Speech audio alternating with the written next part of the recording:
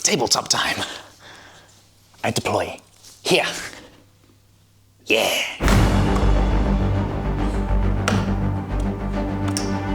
Oh no, Murray. We're playing at McFarlane scale. Oh, so that's what these are here for. I didn't bring any giant models to play with. Don't worry, Jen. We're going to make you some giant Necrons. A whole squad of them for Kill Team, just like we promised we would. Like, you know, a year ago. So we got 5 of the McFarlane Flayed Ones to make one of the strike teams in the Necron Kill Team, and one of the models is the pre-painted variety, so it's going to be interesting to see how that compares to the unpainted variety when we tackle the paint job. So I think first off, because these guys are called Flayed Ones, they don't have nearly enough skin on them. No, there's like a napkin on each shoulder. they need more. This guy has like a face sculpted into his one. I'm going to take that further, get some hands, some nice screaming faces. I think that'll be really cool. What are you going to do? I think I want to add some dripping effects to these guys. So like they've just caught their fresh victim and decided to drape their skin all over their bodies so it's nice and goopy. Nice and fresh. Cool. I like it. So while Jen and Murray get to sculpting some grisly flesh on all of these Flayed Ones and making them a little bit more unique and interesting, I'm going to set about using my recently learnt blender skills to make some cool Necron Tomb World bases at the appropriate scale for these models.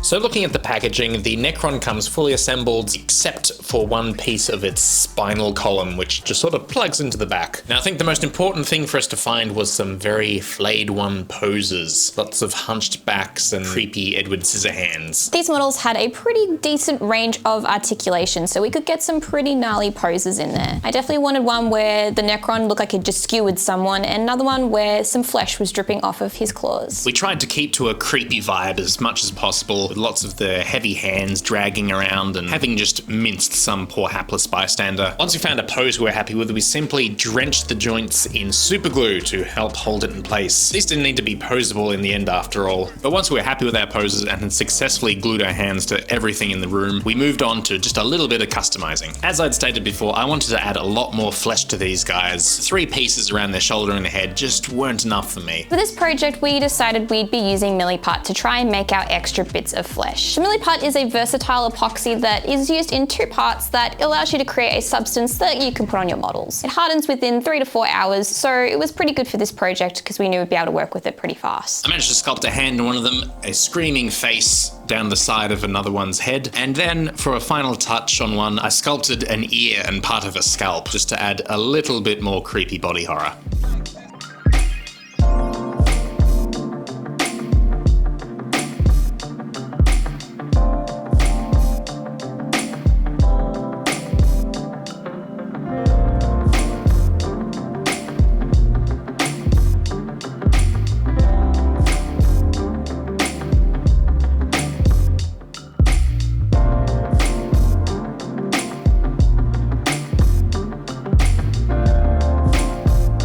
Dave didn't want to be left out in this part, so he jumped in and sculpted a flayed leg that he then draped over one of the Necron's feet.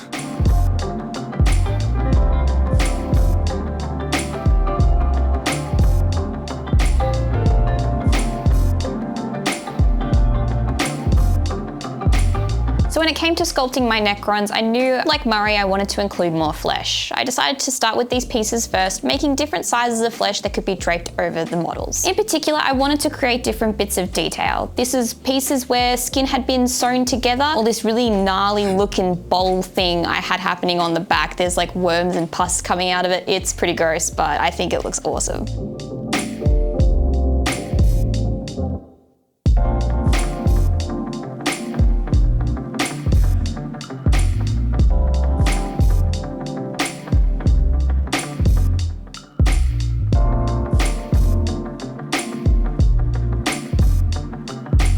Lastly, I definitely wanted to include some intestines or just some blood and guts to these models, so I made sure this guy in particular had absolutely torn someone apart and was wearing them as decoration.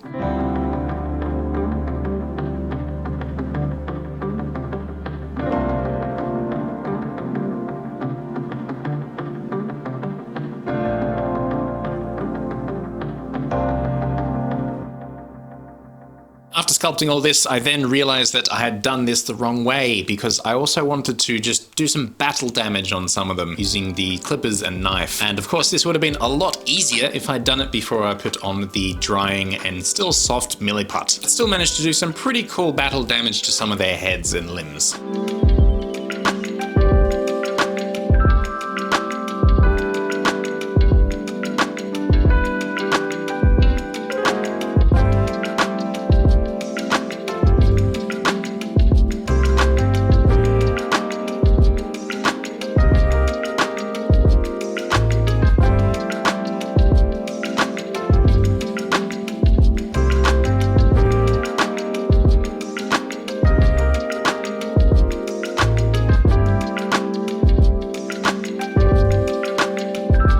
Models all freshly decorated. We left these to cure overnight so that they'd be nice and ready to go tomorrow morning. But let's check in with Dave and see what he is up to. So to create a tile set of bases, I just created some geometry with plans to remake it. I made a raised area and some lower floor tiles. I also created a repeating pattern. I tried to create an array that would randomize these. And while I managed to get this to work, for some reason it was offsetting them all just slightly. This is a really cool technique that I would love to use on something else, but for those perfect geometric tombs of the Necrons, it just didn't quite fit for this. So resolved to manually place them, I just set about creating a series of bases that would all feel a little bit different, using the different textured elements that I created, as well as elevation and tiling in different orders to create the sense of multiple rooms in this massive tomb world. With a bit of fiddling and some on-the-fly creating and clever use of the resources I'd already made, it didn't take me too long to put together 5 custom bases scaled appropriately for our McFarlane models. But with everything done, let's see how we go tomorrow morning and reconvene to the future. Doctor Who noise.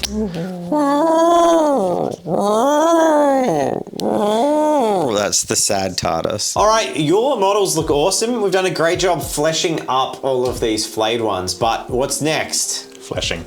Is the paint job. So what's the plan for painting them? I think we want to start with black. We want to have some nice, dark, moody Necron. And then I think if we put in some like creepy greens, just as like a little undertone, a little spray, then we can come down on top, sort of zenithal with metal, and then we can add pigments and weathering and make them look really decrepit. I think that'll be cool. And I'd love to go with the OG silver and green. How are we feeling about that? Yeah, absolutely. And then once we're done with all that, we get to paint the little fleshy bits that are on top. And I want to add some awesome effects to these to make them look really goopy and full of blood. Sweet. All right. Let's do it.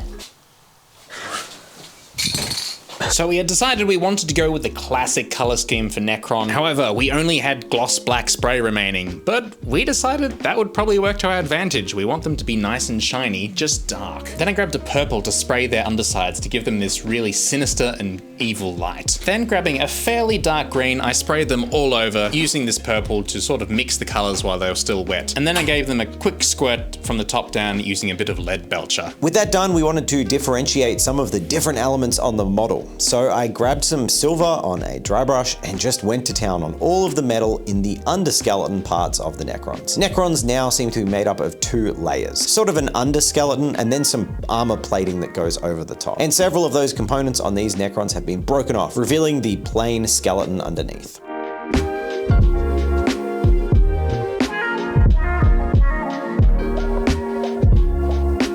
Murray grabbed a sponge and sponged on some darker blacks onto the raised areas of the armor. This left elements of the silver from the over dry brushing and also the original purples and hues of the sprays underneath, which left for this really nice old looking mottled steel.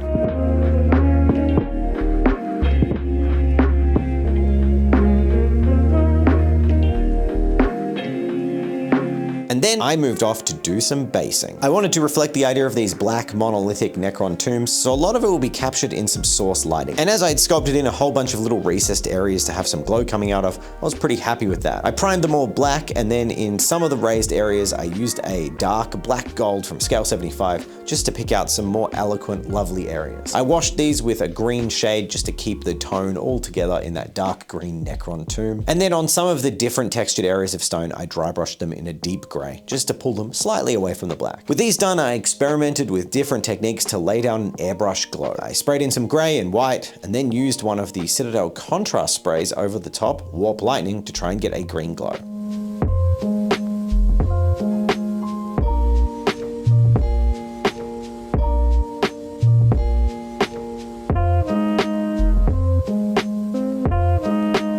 Ultimately, I was not really happy with this effect, so I decided to scrap it and just come in with some progressively lighter greens, going up to a white in the middle from the source of the glow. But while I was doing all this, Mari and Jen were hard at work painting the skin and picking out areas of detail on the model. So typically Necrons are just a bright shade of silver, but luckily enough the Flayed Ones have got a butt ton of skin on them. And we wanted to make sure the skin was the focal point of these models. The two types of skin we wanted to have: some freshly flayed skin and some dried old skin. The old skin we wanted to look like parchment paper, while the fresh skin needed to look nice and fleshy. This meant using sepia tones on the more dead skin and a red wash on the more alive skin.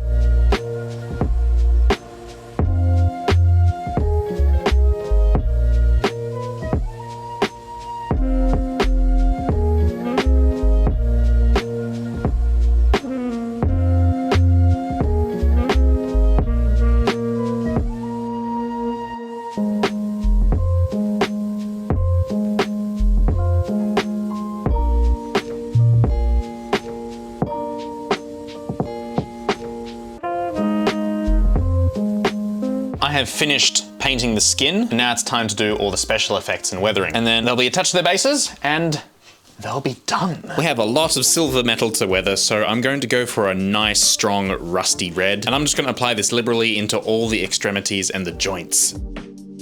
So I decided to use some of Green Stuff World's coagulated blood just to hem all of that older flesh. I wanted it to look like it was old blood that had scabbed and dried over, nice and brown and dark. This would be a really cool contrast to the bright blood effects that Jen and Murray were going to put together afterwards. We decided to use hot glue to create little foundations to draw between the parts and then go over with our blood effect. This created for some very gnarly little strands, which in the end turned out really nicely.